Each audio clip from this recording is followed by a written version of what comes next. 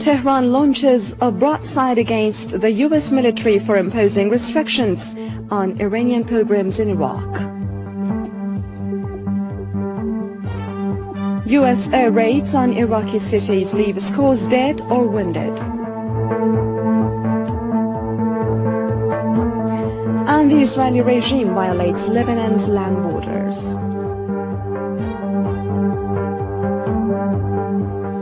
In the name of God, the compassionate, the merciful, good afternoon from Tehran. You're watching World News on JNN Network.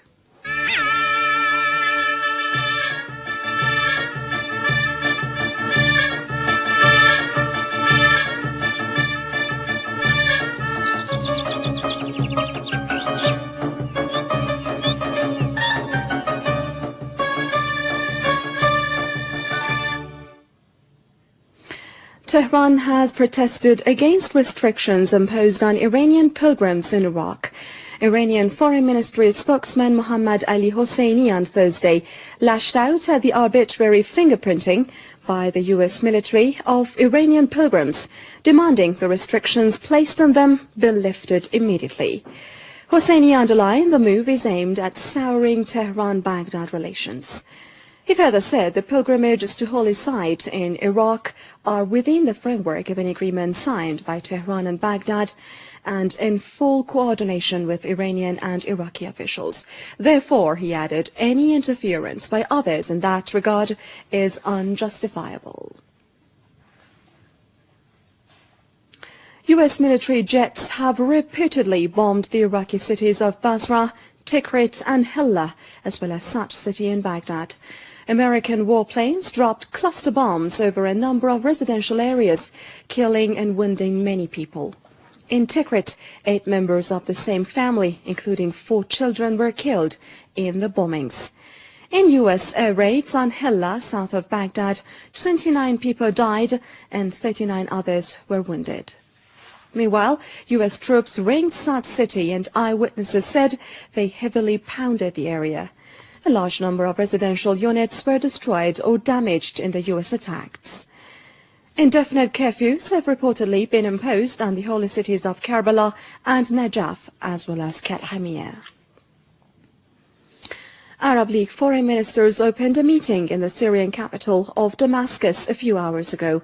The delegates are about to draw up a draft agenda for the 20th Arab League Summit, due to be held in Damascus on the 29th and 30th of March.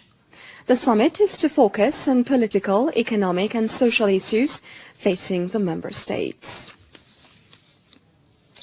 The Zionist regime of Israel has yet again violated the Lebanese land borders. Israeli army bulldozers crossed into the Blue Line, a border demarcation between Lebanon and occupied Palestine drawn up by the UN. The United Nations interim forces in Lebanon, UNIFIL, deployed in south of the country, have called on Israel to pull out immediately.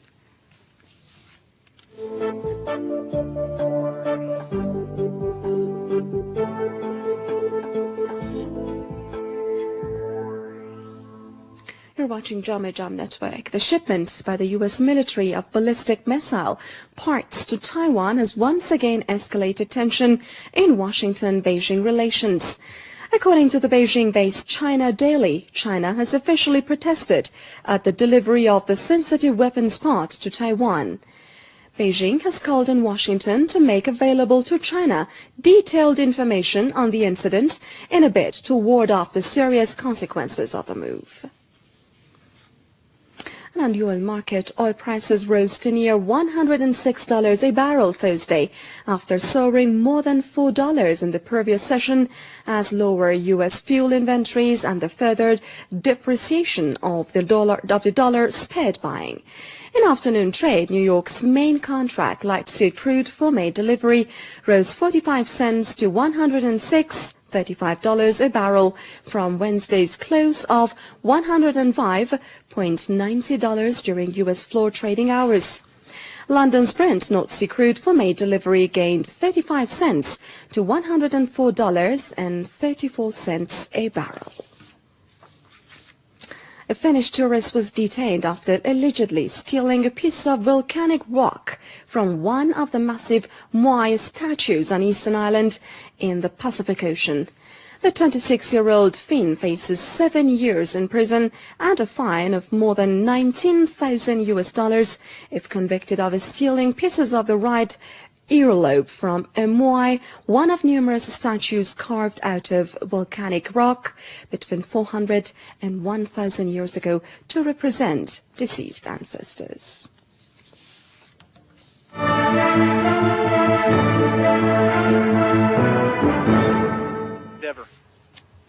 Altitude 13,000 feet. Commander Dom Gorey notifying mission.